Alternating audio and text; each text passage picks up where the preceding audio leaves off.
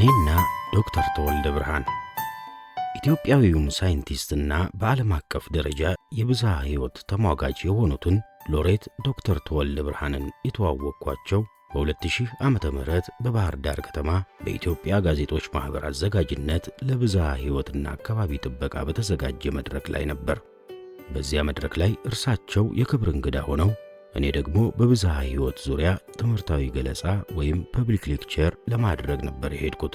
በዓለም አቀፍ ደረጃ በብዝሃ ሕይወት ዕውቀት ዝናቸው የናኘውን በዕድሜም ከኔ በጣም የሚልቁትን በሙያም በስጋም አባቴ ሊሆኑ ከሚችሉት ሰው ፊት የብዝሃ ሕይወትን ጉዳይ አንስቶ ገለጻ ወይም ሌክቸር ለማድረግ ከፊታቸው ስቆም ከፍተኛ ፍርሃት እንደተሰማኝ አስታውሳለሁ።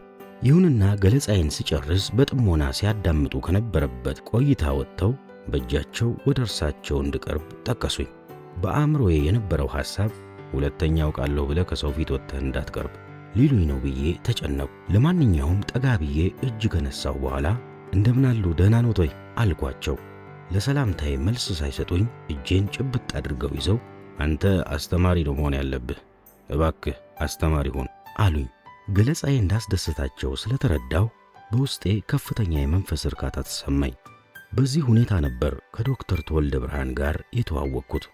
የሕይወት ገጠመኝ ሆኖ እንዳለመታደል እሳቸው እንደተመኙልኝ አስተማሪ ባልሆንም በሌላ መስክ በሌላ ሥራ ተሰማርቼ ከ2 ዓመት በኋላ እሳቸው የዓለም የእርሻና የምግብ ድርጅት ፋኦ በጠራው ስብሰባ ለመሳተፍ ሮም ጣሊያን ቆይተው ወደ አዲስ አበባ ሲመለሱ እኔ ደግሞ ኔዘርላንድ ውስጥ የምርምር ኮንፈረንስ ላይ ቆይቼ ወደ አዲስ አበባ ለመመለስ ሮም አውሮፕላን ጣቢያ ውስጥ ተገናኘን። አልጠፋኋቸውም ነበር። እኔም ፈጠን ብዬ ሄጄ ሰላም አልኳቸው። አቅፈው ሳሙኝና ከዋሽንግተን አውሮፕላኑ ይመጣ ስለነበር በነበረን ሰፊ ጊዜ ብዙ ጉዳይ አንስተን ተጨዋወትን።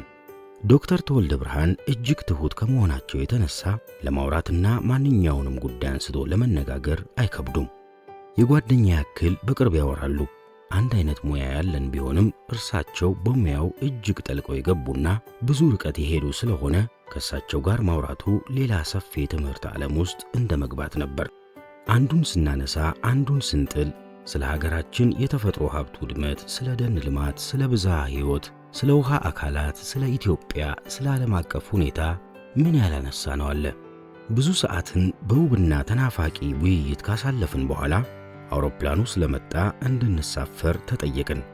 ወደ አውሮፕላኑ እርሳቸው ከፊት እኔ ከኋላ ሆነን ስንገባ አውሮፕላኑ በር ላይ ስንደርስ እሳቸው ወደ ግራ ታጥፈው ቢዝነስ ክላስ ውስጥ እንዲገቡ እኔ ደግሞ ወደ ቀኝ ያለውን መስመር ይዤ ወደ ኢኮኖሚ ክላስ እንደየደረጃችን እንድንሄድ አስተናጋጇ ጠየቀችን። ገራገሩ ዶክተር ተወልደ ብርሃን ምንም ሳያቅማሙ አስተናጋጇን እባክሽ ያልተያዘ ቦታ ካለ እያወራኝ እንዲሄድ ቢዝነስ ክላስ ውስጥ እንዲገባ ፍቀጅልን አሏት። አስተናጋጇም እርግጥ ያልተያዘ ቦታ አለን፣ ግን ኢኮኖሚ ክላስ ውስጥ ያለን ተሳፋሪ ወደ ቢዝነስ ክላስ በምንም ምክንያት ልንወስድ አንችልም አለች። ምን አለበት ወንበሩ ባዶን ከሚሄድ አብሮኝ እያወራኝ ቢሄድ አሉ በድጋሚ። የአየር መንገዱ ሕግ እንደዛ አይፈቅድም፣ የሚሆን ነገር አይደለም አለቻቸው ፈገግ ብላ። ቅር እንዳላቸው ገምቼ እኔም ቀበል አደረግኩና ዶክተር እውነቷን ነው፣ ይሄ እኮ የትም ሀገር ያለ የአየር መንገድ ሕግ ነው፣ ምንም አይደለም፣ አዲስ አበባ ስንደርስ እንገናኝለን፣ ይልቅ ይግቡና አረፍ ይበሉ ብዬ ተሰናብቻቸው ወደ ኢኮኖሚ ክላስ ሄጄ ተቀመጥኩ። እርግጥ እርሳቸውም ጠፍቷቸው አልነበረም፣ በፍጹም ቅንነታቸው ተገፍቶ የወጣ ሐሳብ ሆኖ እንጂ። ጉዟችንን ስንጨርስ አዲስ አበባ ስንደርስ እንደ ማንኛውም የፌዴራል ባለስልጣን ባላቸው ልዩ መብት ቀድመው ወጥተው በአጭር ጊዜ ወደ ቤታቸው መሄድ ይችላሉ።